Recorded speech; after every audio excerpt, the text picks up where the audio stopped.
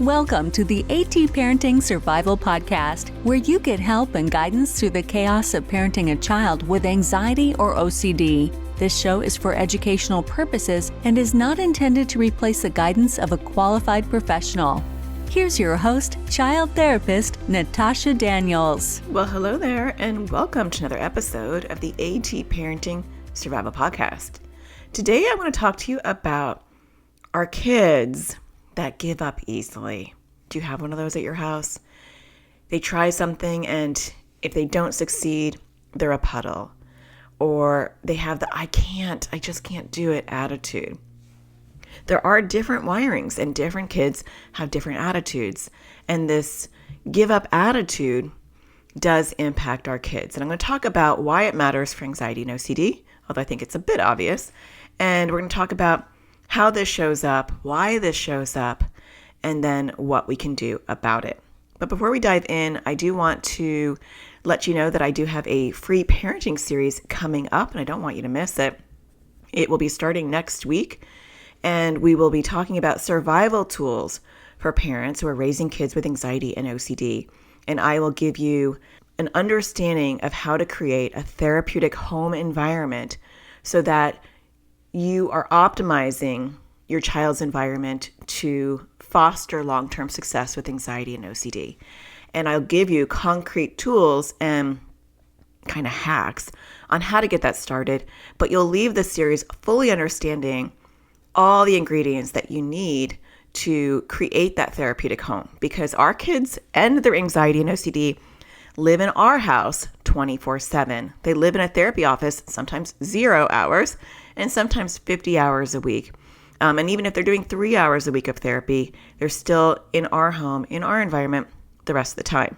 And so when we can optimize that, understand our role in helping them, our responses, and creating this therapeutic environment that knows how to deal with anxiety and OCD meltdowns, knows how to deal with fueling the anxiety and OCD, knows how to cheerlead and coach our kids, all of that stuff, knows how to motivate. You can have systems in place that are there regardless of what anxiety or OCD theme pops up at any given time. And I walk you through exactly what that looks like and the ingredients you need and which ingredient to focus on first. Sound good, right? It is actually my most popular series, and you can always join it if you've been there before. We always have a lot of repeat takers in my series. You can sign up for free at atparentingsurvivalseries.com. I also want to thank NoCD for sponsoring this episode. NoCD offers affordable, effective, convenient therapy, and they're available in the U.S. and outside the U.S. You can schedule your free 15-minute consultation to see if NoCD is a right fit for you and your child. Go to treatmyocd.com. That's treatmyocd.com. I will leave a link in the show notes. Okay, so let's jump in to today's topic. I have 3 kids, and I am from a sibling group of 4 kids. And what I've noticed is that we are all so uniquely different. It boggles my mind how you can have 3 kids raised by the same parent or parents in the same environment and have different temperaments and different attitudes towards resilience or giving up. Do you experience that? Think about your siblings if you have siblings. Were you all uniquely different? Do you have a sibling that gives up easily and another sibling that's a go-getter, or maybe you are one of those? And then if you have multiple kids, look at your kids. Do you have one that just is like, I'm not going to give up. You can knock me down, but I'm back up again. Kind of stubborn, but could be a positive thing.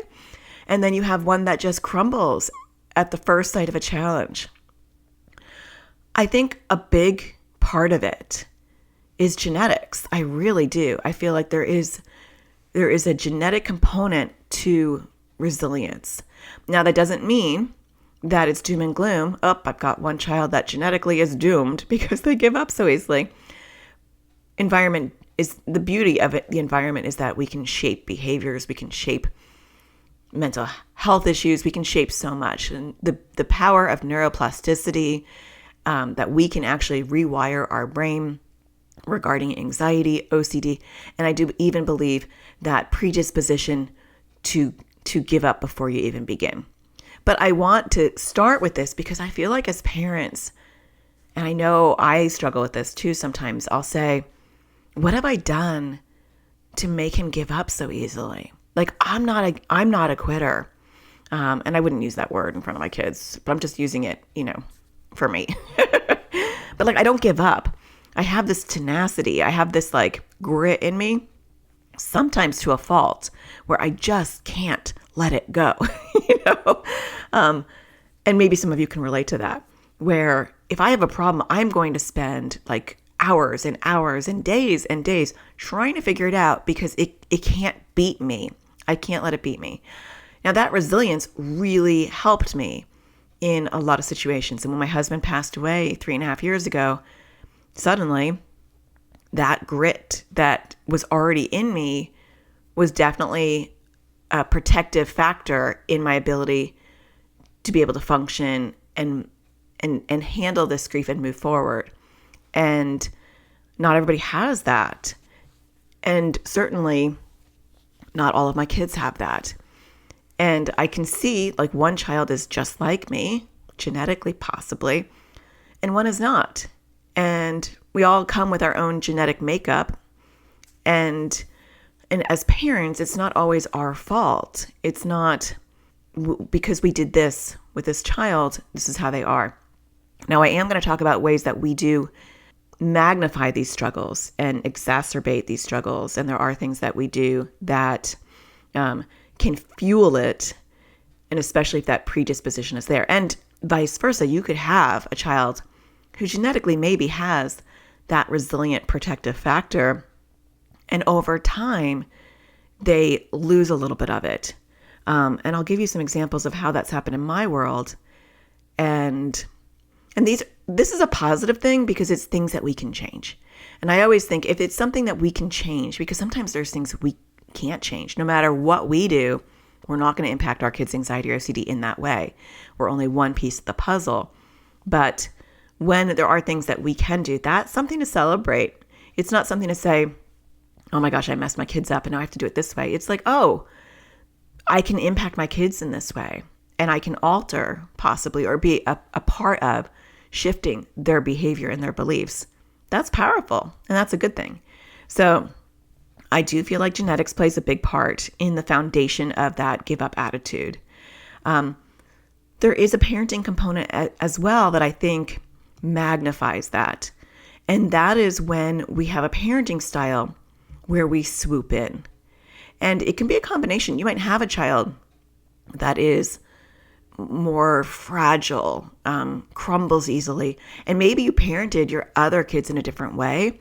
But with that particular kid, you have a soft spot, you realize they can't handle it, and so you swoop in. So what would that look like?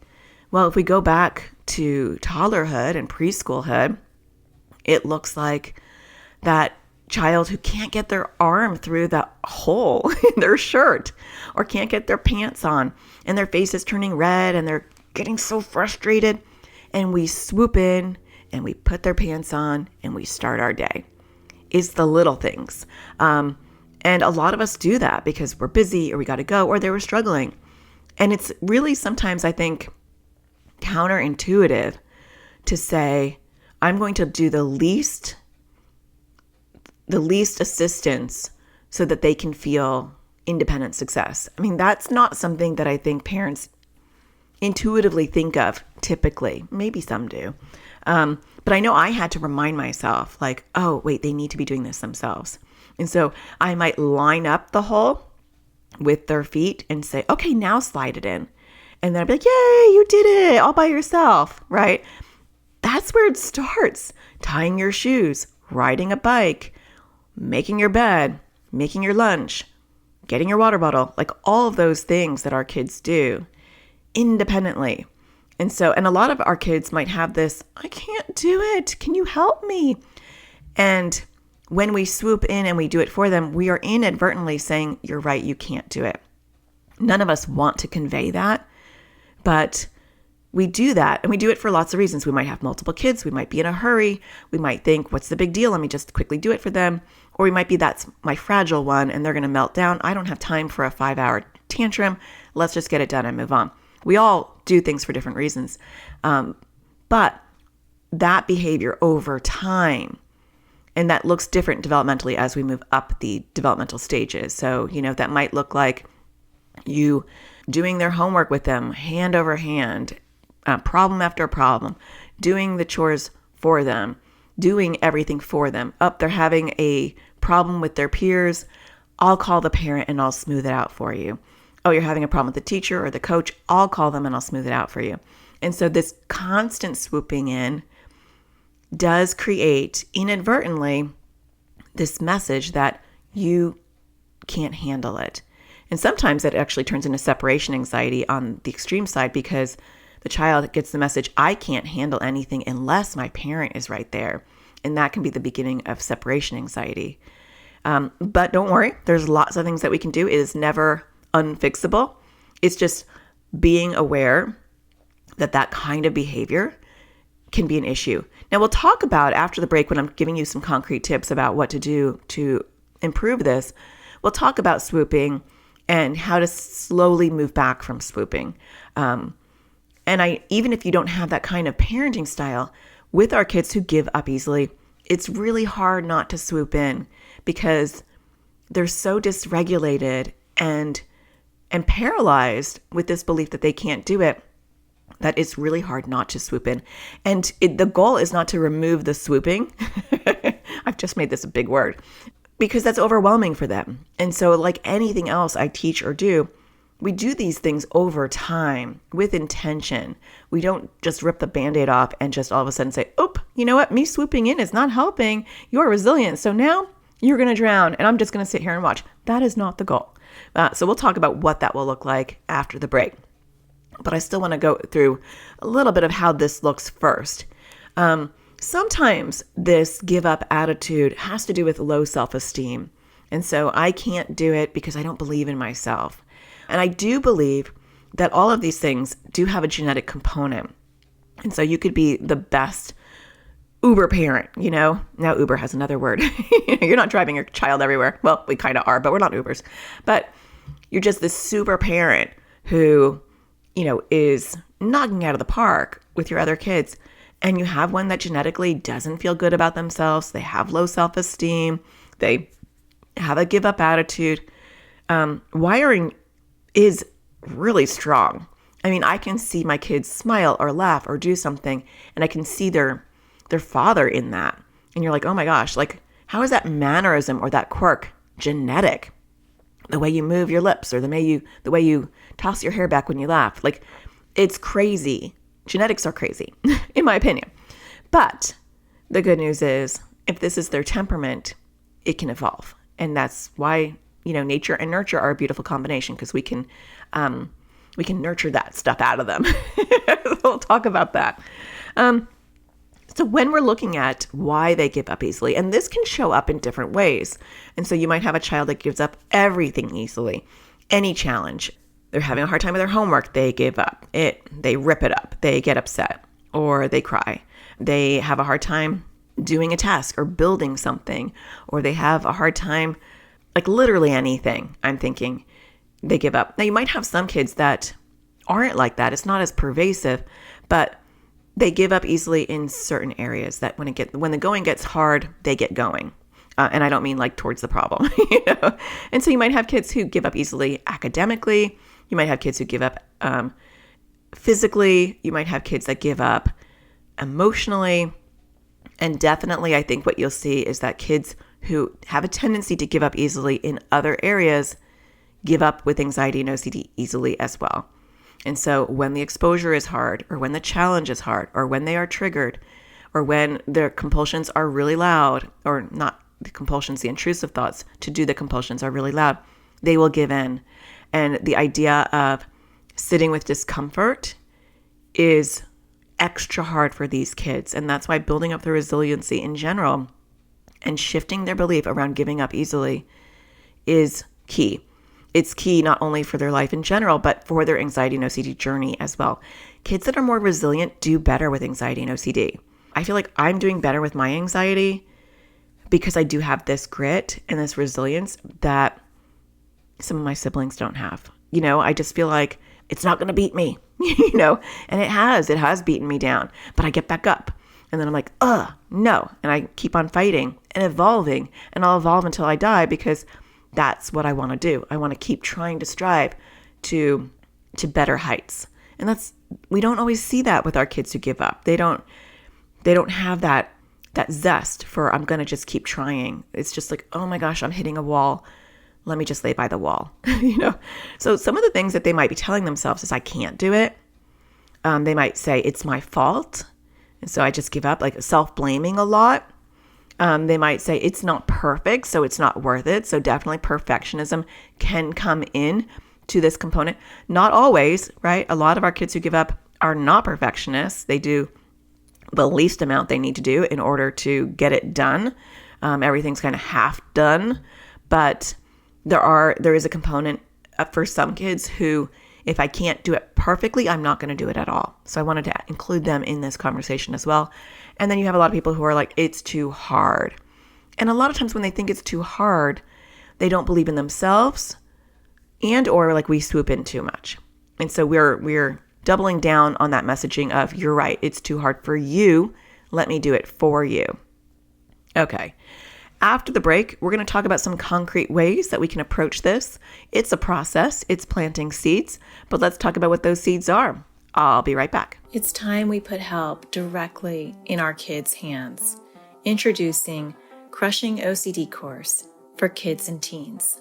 It was way more helpful than all the other therapy we've ever done because we didn't really know what to do. So we weren't really doing it before. So the course helped to figure out what the exposures are and how to do them. We're not in therapy and find it really hard to find an ERP trained therapist here.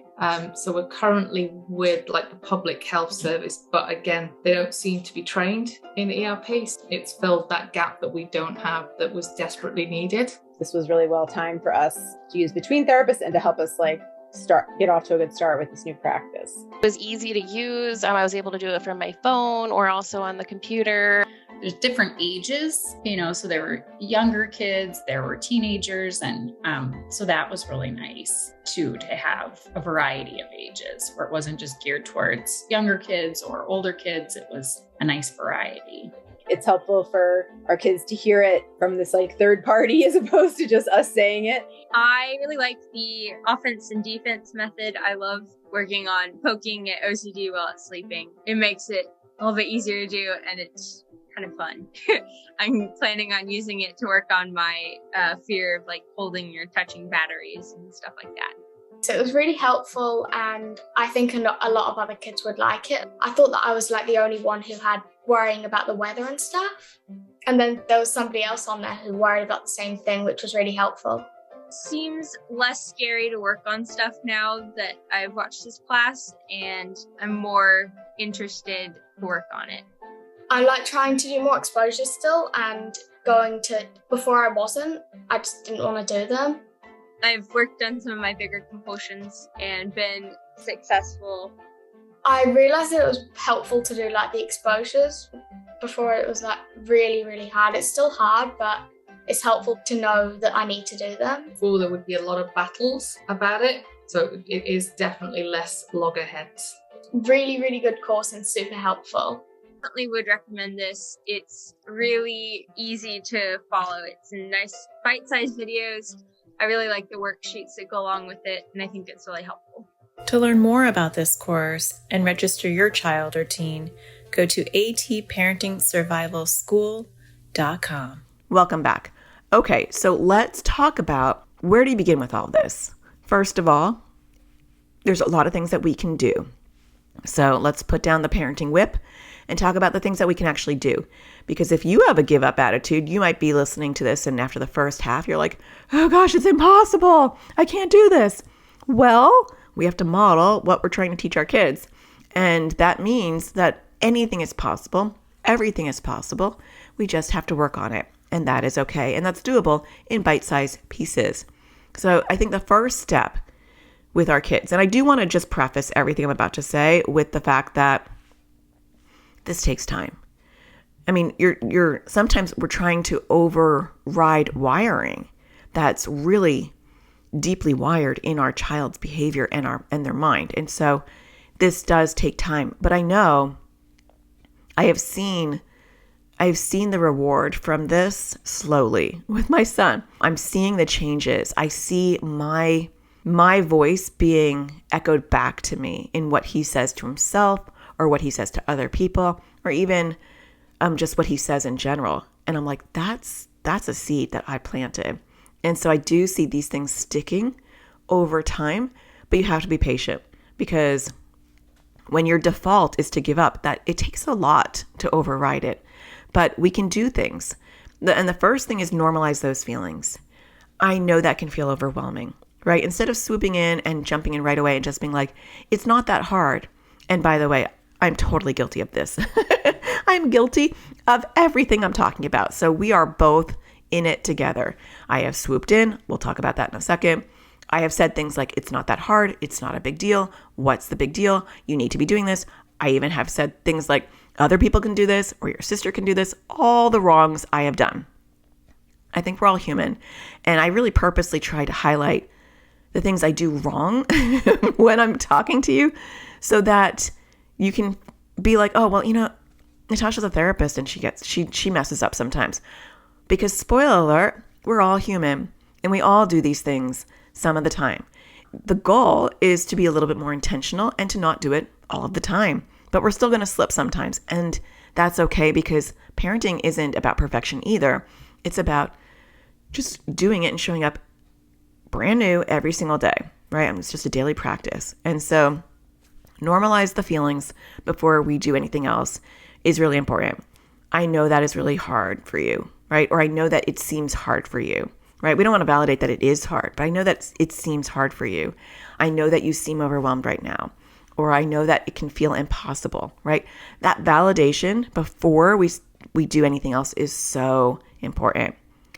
And then the mindset shifting, actually, we're going to talk more about things to do in the moment, but I want to go into how do we shift their mindset and reframe the narrative that they can't do it long term. And I really feel like these are seeds of having discussions with our kids when they're not in a moment where they are frustrated. And so education comes in moments when our kids can hear us and they're not in a crisis and they're not in a situation that's really tough. They're much more open to anything we want to talk about, including anxiety and OCD, when they're not in a moment where they're triggered.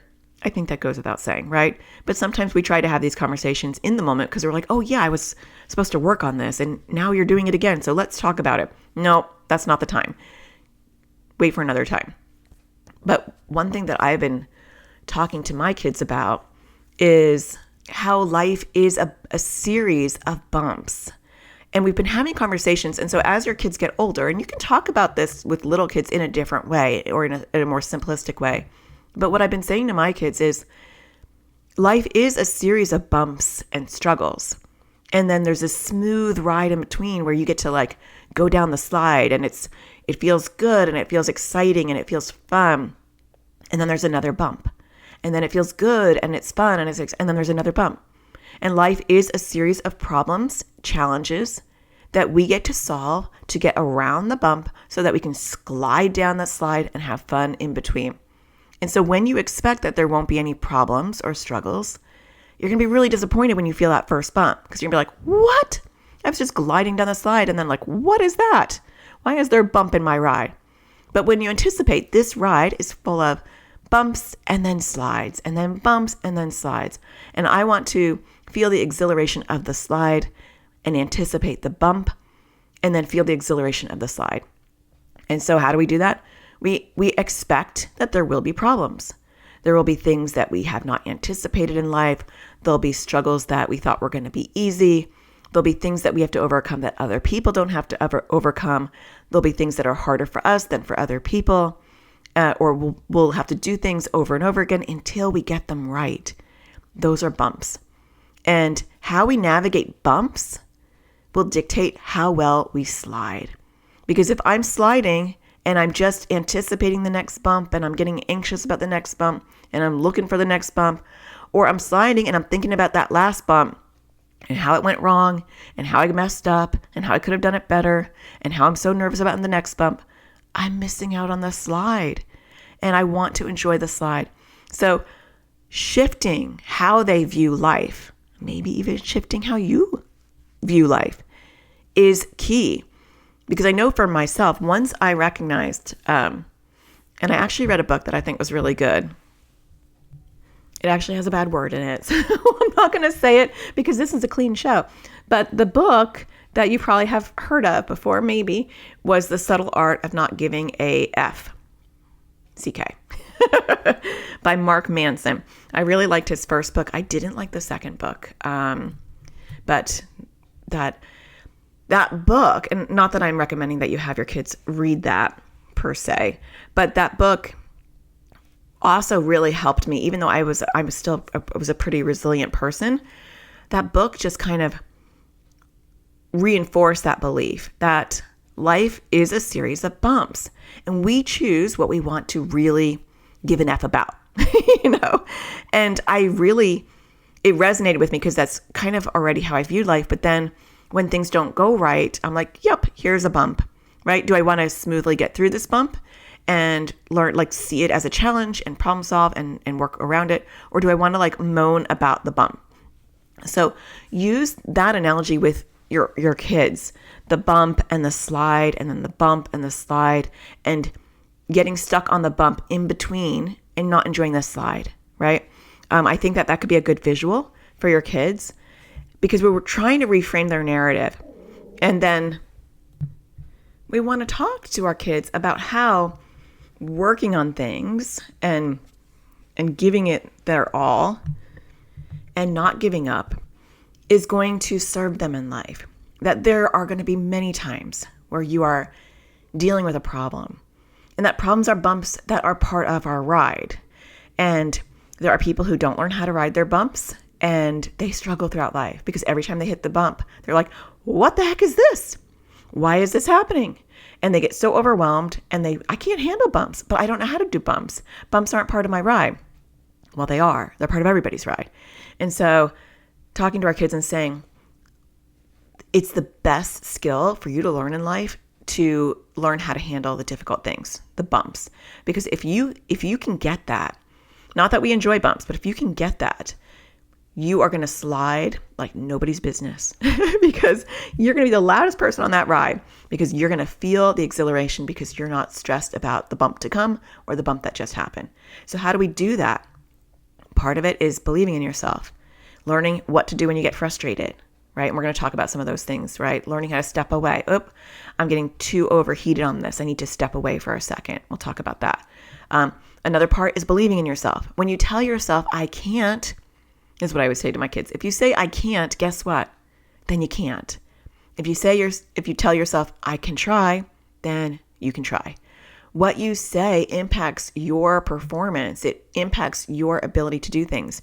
If you're constantly saying, it's going to suck, I can't do it, then it does suck and you can't do it, because what we say to ourselves does matter.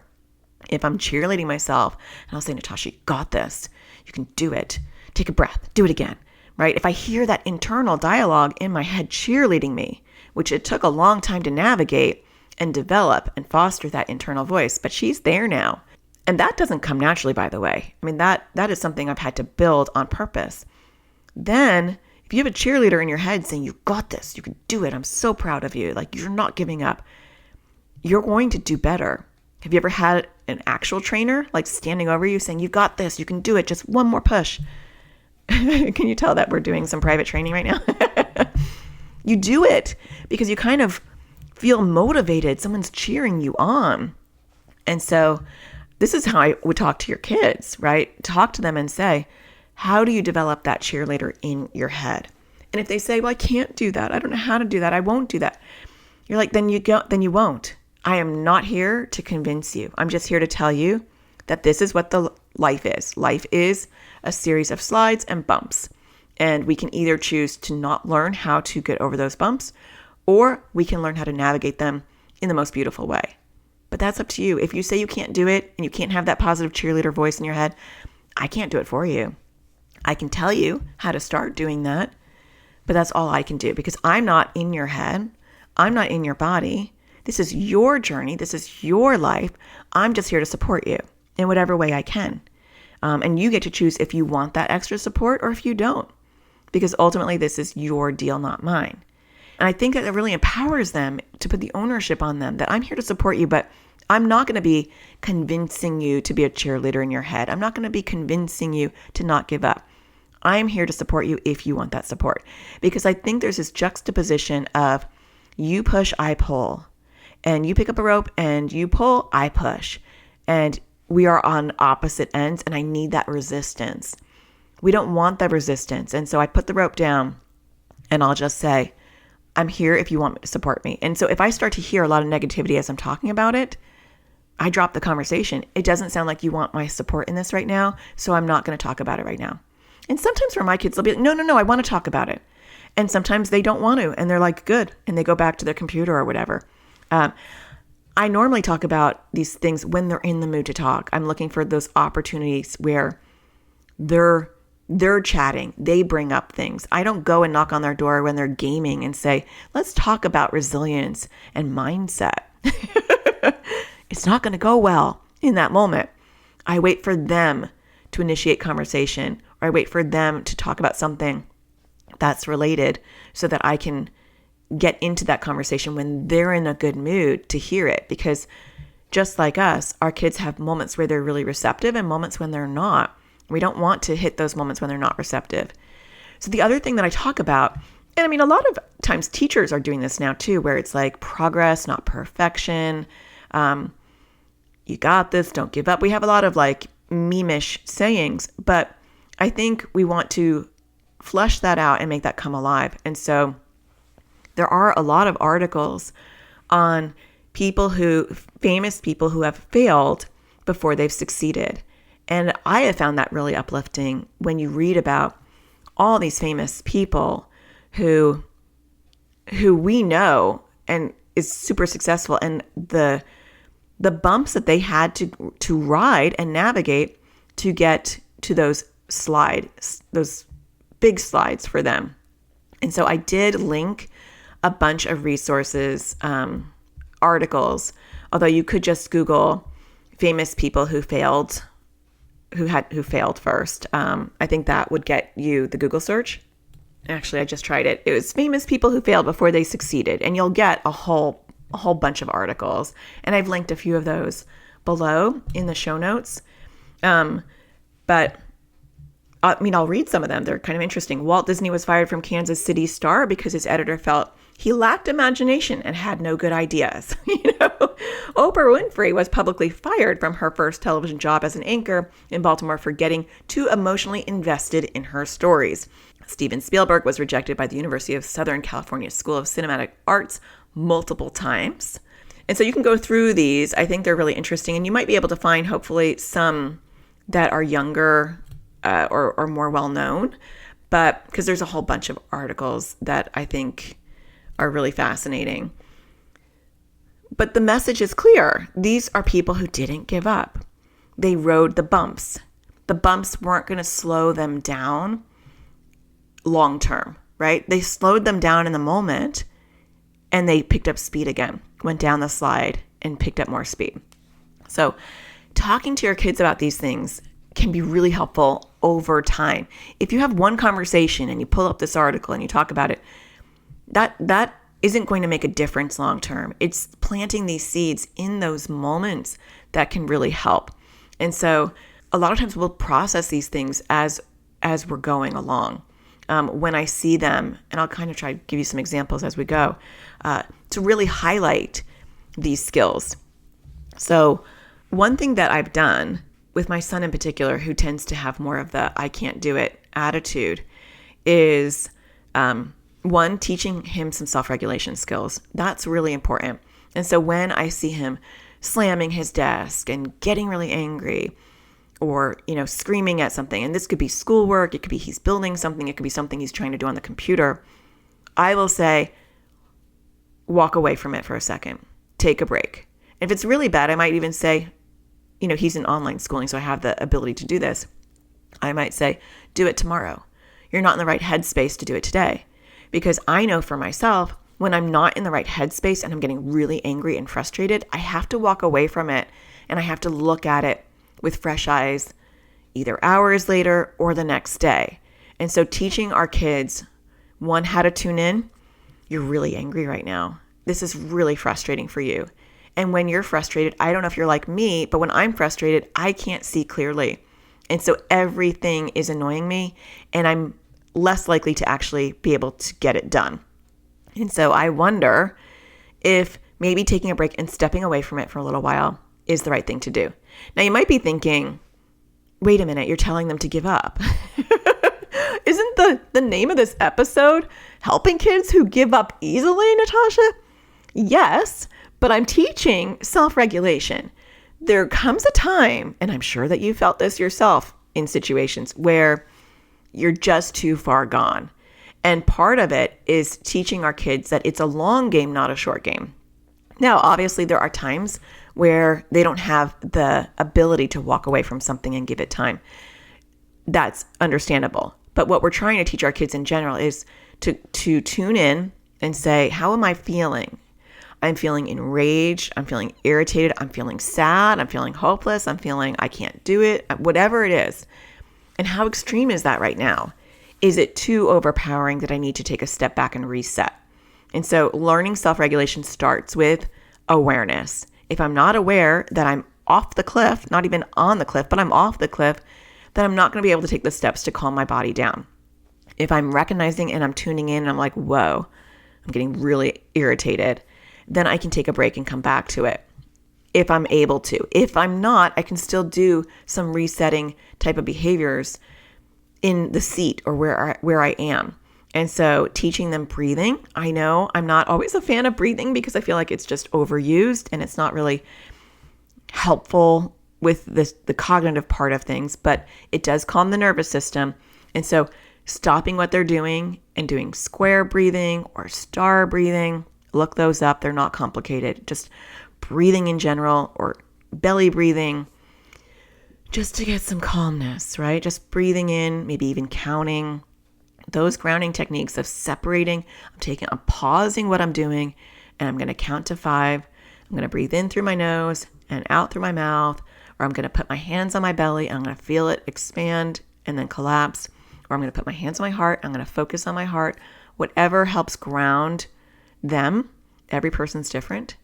Because a lot of times we're having shallow breathing when we're getting irritated. It's just a way to take a mental break. I'm going to focus on my breath, and I'm not going to focus on this problem for a second. So they can do this in a desk, in school, on a plane, wherever. Some grounding techniques are really, really helpful for self-regulation. And then further grounding might be I'm going to feel like the chair beneath me and the texture. I'm going to put my feet on the floor. Maybe if I'm in a place where I can take my shoes off, obviously not in school or on an airplane, I'm going to feel the floor. I'm going to feel the rug or the wood or the carpet or the grass or whatever. And maybe I even have smells. Maybe I have some oils that I can put on my wrist. And so when I'm feeling frustrated, I can smell them. Or maybe I can have like a fidget toy in my hand or some putty in my hand. Whatever helps them in that moment. Or maybe I need to tune out sound, so I'm going to put some headphones on or listen to some music. I love brain waves. I feel like brain waves are like, I don't know what it does to my nervous system, but it calms me down. And I can't listen to normal music and work, but I can listen to brainwave music. And so if you don't know what that is, just Google it. But they do have brainwave apps that you can download and play in your mind, in your ears.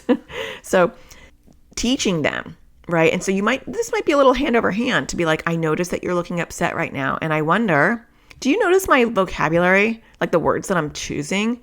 I'm never telling them what to do. I'm noticing that you look upset right now, right? I'm not saying you are upset right now. That does make a difference because you're going to get a kid who goes, I'm not upset. Don't tell me how I feel. So I notice you look upset right now or you seem overwhelmed. I wonder if, that's one of my favorite lines because I'm not telling them you need to take a step back, right? You need is not a good sentence or a beginning of a sentence. I wonder if it would help to step back and take some breaths. Maybe do some of your square breathing. Or I wonder if it's helpful. See, my child probably wouldn't be doing a square breathing thing. For them, it's more like, I wonder if you need to walk away, right? Now, we've been in lots of situations where that's not possible, and breathing would be really helpful, but I don't think he would do it. And so not everything is going to resonate with your kids. You're going to get a lot of resistance from these kids because that's kind of the core problem. But we plant seeds, and over time, they may do these things for themselves. So learning self-regulation, breathing, grounding, and then in the moment when they're having a hard time, this is key.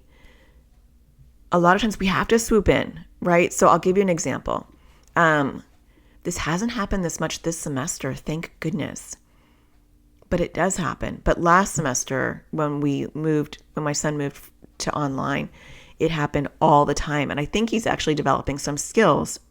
And he also went on ADHD medication. So that probably has helped as well, a big amount.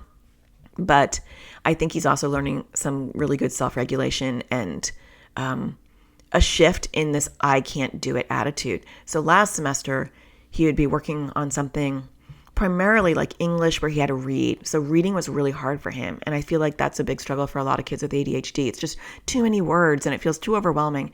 And he would look at it and he'd be like, oh, there's 60 pages. I can't do this. And he would be under the table in like no time at all.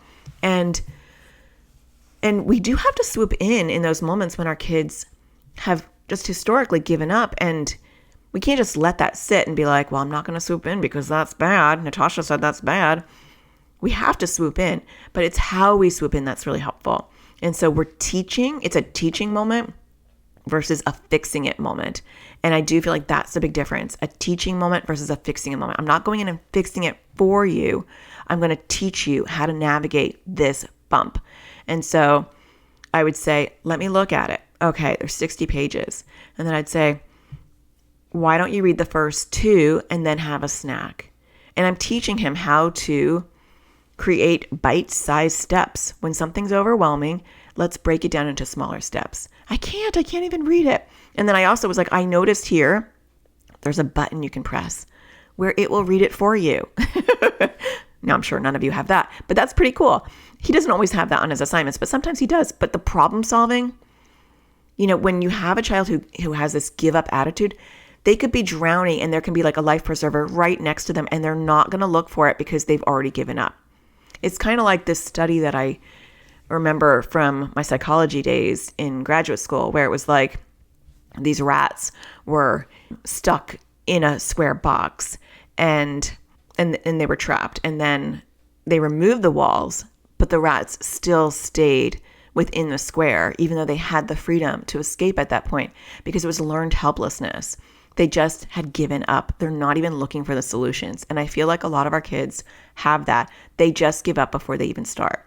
And so not even noticing there's a button that he could press to have someone read it for him, that's common in that give up attitude. I'm not even going to look for the solutions that are literally right in front of me.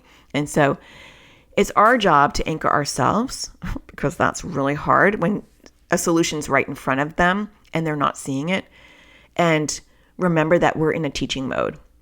And I have really ugly non-teaching moments. So let's just be clear about that. But my intention is to have compassionate teaching moments where my job, and I have to remind myself, I have to anchor myself, I have to go inward and say, what's my mood like? Where am I at? Do I need to step back and reset, right? We have to do the things we're teaching our kids to do. Can I approach this in a calm, loving, compassionate way as a teacher and not a parent in this moment? And that's hard. I do have a free series coming out in February, so stay tuned. And it's going to be how to anchor yourself effectively to be an effective anchor for your kids. And I really feel like that is such a key part of our journey, is learning how to be calm ourselves, tune into our dysregulation, and regulate ourselves before we start to interact with our kids. And that is hard. But in that moment, I might say, okay, let's read the first 2. Or I've done things where I've swooped in even farther and I've said, I will read this for you. That's okay, right? I'll read this for you and then you can do the answers. Because the goal at any time is I don't want you to give up, right? We're not leaving this. I'm not going to do your work for you.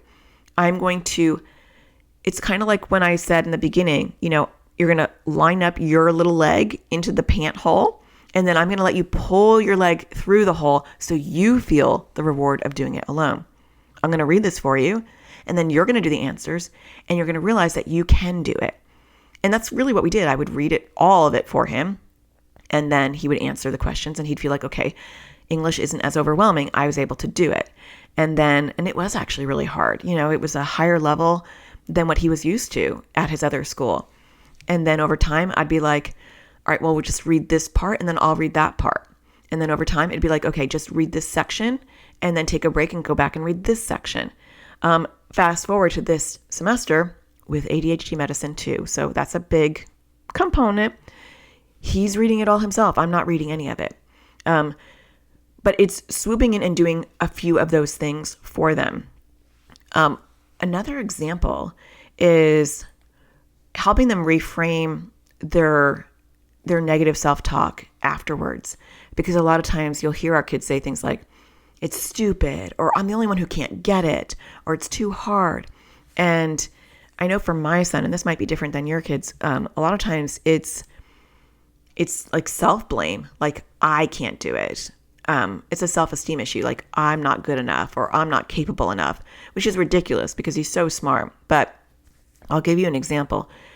The other day he came down and he was really upset, and I haven't seen him upset like that in a while. He's been improving, and he was really frustrated because he had been trying to download something for his game and it wasn't working. He needed Java and he couldn't get Java on his computer or whatever. And he was really frustrated and he was like angry at himself. And he's like, I watched all these YouTube videos and everybody else is able to get it and I'm doing something wrong. I can't get it. And so I said, let me have your computer and I will try it. And I'm giving you examples where I swoop in because I want to show you that it's not, we don't swoop in, but we swoop in with intention. And so I worked on it because I have the grit. So I worked on it for hours. I didn't want to let it beat me. And I think 3 or 4 hours later, yes, of me sitting there trying to download this Java, wasn't working. For some reason, I think there's a glitch on his computer. It just wasn't working. And I was watching all these YouTube videos. And at the end of it, I said, that didn't work for me either. And I said, but you notice I sat here for 4 hours working on it.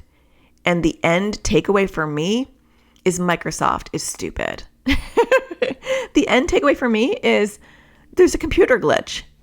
You don't hear me blaming myself. You don't hear me saying I'm stupid because it wasn't my fault.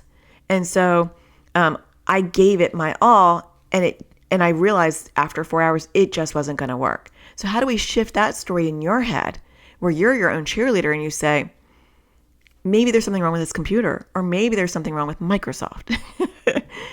Because when you're always self-blaming and thinking I'm doing something wrong, then you're going to have the enemy in your head, and you're going to hit bumps really hard because your enemy's going to be like, there's a big bump. We're not going to make it. Who do you want screaming in your head? That guy? Or a guy goes, you got this, right?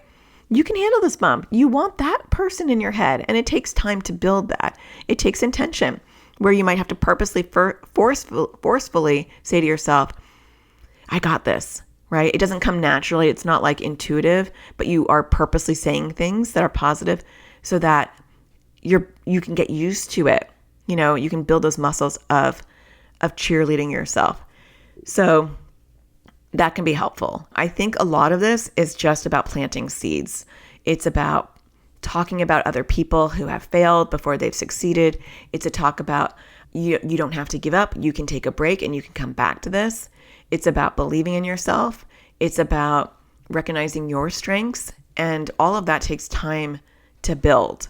Before we go, another book that I really liked that we own is Mistakes That Worked, 40 Familiar Inventions and How They Came to Be. And that's a really cute little book that talks about all these different things that are things in our life that were invented, and they were invented by mistakes.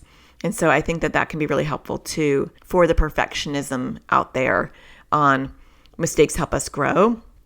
And if they had given up, we wouldn't have those things, or if they saw that as a horrible thing and they didn't do it right and it's horrible, and then we wouldn't have had that invention. We won't have that medicine. We wouldn't have that household item that we all use. So check out that book as well. I'll leave a link for both the books, the FU book and that book, under resources as well. So you guys can check those out if you're interested. I hope that you are enjoying my podcast. If you are enjoying it, don't forget to hit a star on iTunes or Google Play or wherever you consume your podcasts and rate it. I do really appreciate that. If you write a review, I will be reading your review next time. I was just checking. I don't have any new reviews. So write a review and I'll be reading yours next time. Don't forget to sign up for my free series, The Survival Tools for Parents Raising Kids with Anxiety or OCD. Get on my email list because I do have that Anchor series coming out also in February. That is a free series. So get on my newsletter so you don't miss these things. You can do that by going to natashadaniels.com/newsletter and sign up for our weekly newsletter where you'll get the YouTube video that I created that week. You'll get links to that. You'll get links to my podcast episode and anything that I am putting out there. So you'll be in the loop. And you can sign up for my free series at atparentingsurvivalseries.com. I hope that you find the sparkle in everything you do, and I'll talk to you again next Tuesday. Take care. Thank you for listening to the AT Parenting Survival Podcast. To get additional support raising a child with anxiety or OCD, visit Natasha's online school of on-demand classes at atparentingsurvivalschool.com.